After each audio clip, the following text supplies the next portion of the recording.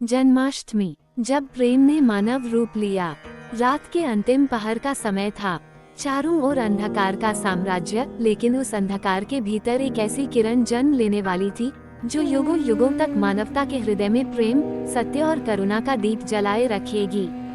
मथुरा की जेल की दीवारें उस रात केवल पत्थर की दीवारें नहीं थीं, वे साक्षी थीं एक दिव्य चमत्कार की।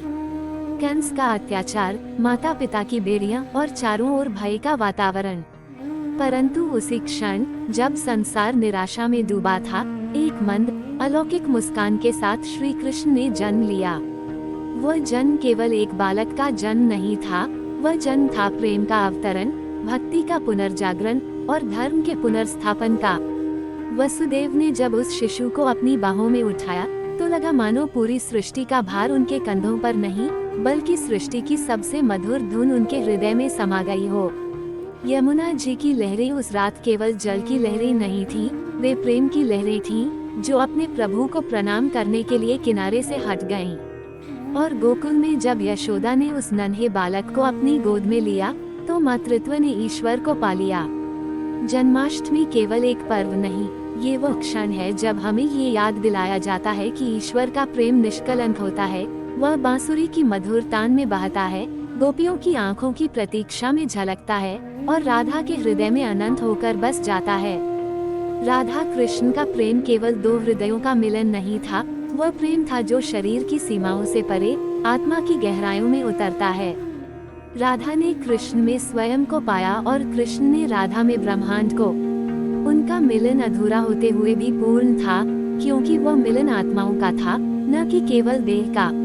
जन्माष्टमी हमें ये सिखाती है कि जीवन में चाहे कितनी भी रात हो, प्रेम और विश्वास की एक किरण अवश्य जन्म लेगी।